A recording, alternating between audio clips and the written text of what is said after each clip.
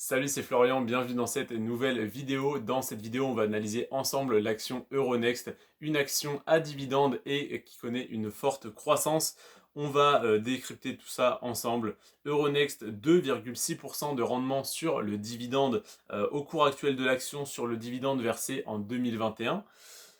Ça fait 7 ans que le dividende est versé sans interruption, donc ça fait 7 ans qu'il est versé et sur les 7 ans, il n'a pas encore connu de coupure, ce qui est très bien, mais encore beaucoup trop récent à mon goût par rapport à d'autres actions qu'il verse depuis plus de 20 ans où on a vraiment une plus grosse sécurité. Donc cette année de versement consécutive, ça ne fait que 1 an qu'il n'a pas diminué, donc malgré qu'il ait commencé à être versé il y a 7 ans, eh bien il y a 2 ans il a déjà diminué, donc là ça ne fait qu'un an, donc 2 années d'affilée qu'il est versé sans être diminué. Je n'ai pas d'indication sur la croissance moyenne du dividende par an parce que le dividende est un peu trop récent, donc on n'a pas encore les données sur rendementbourse.com. En tout cas, tu peux aller voir sur ce type de site les différents dividendes versés et te faire une idée de l'augmentation, mais je n'ai pas le chiffre. Sinon, le PER, il est de 14, donc il est un petit peu élevé, ce qui est totalement justifié par le fait que c'est une action bien plus de croissance qu'à dividende pour l'instant, parce que le rendement du dividende de 2,6%, il reste encore assez faible. Et par contre, la croissance du cours de l'action est très importante.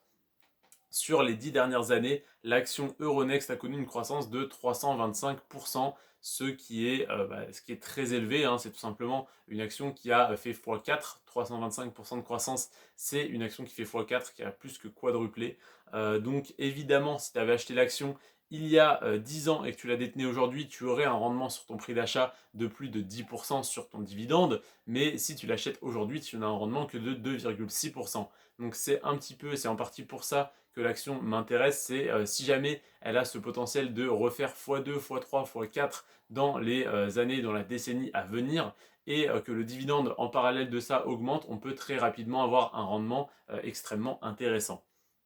Et ça me permet également de me diversifier et de ne pas me limiter à 10 ou 15 lignes sur mon PEA, mais d'étendre à 30 lignes avec ce type d'action que je détiendrai, qui représentera de l'ordre de 1% de mon portefeuille. Donc 1% des 150 000 euros que je pourrais investir et donc verser sur mon PEA, ça fera donc 1500 euros investis sur l'action Euronext.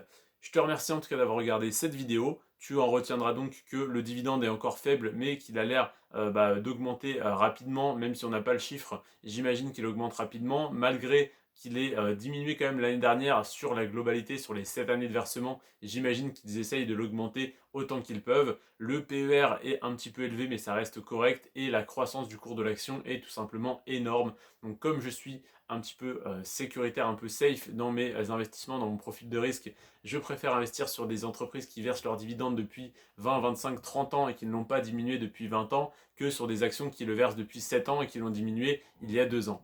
Donc évidemment, j'investis qu'une petite partie de mon portefeuille, mais je ne m'interdis pas la spéculation et donc les 325% de croissance sur les 10 dernières années avec un PER qui reste correct, ça me donne quand même envie d'y investir une petite partie de mon capital, donc ça représentera 1% de mon portefeuille. Voilà pour l'action Euronext. On se retrouve demain pour la dernière de ces 30 actions à dividendes pour PEA sur lesquelles je souhaite investir, qui représentera également 1% de mon portefeuille. Ça sera donc l'action Stellantis, la fusion du groupe Peugeot Citroën et de Fiat Chrysler. Je te remercie d'avoir regardé cette vidéo jusqu'à la fin. On se retrouve demain pour la dernière vidéo de cette série. C'était Florian. Sur ce, prends soin de toi et de tes finances et à demain. Ciao.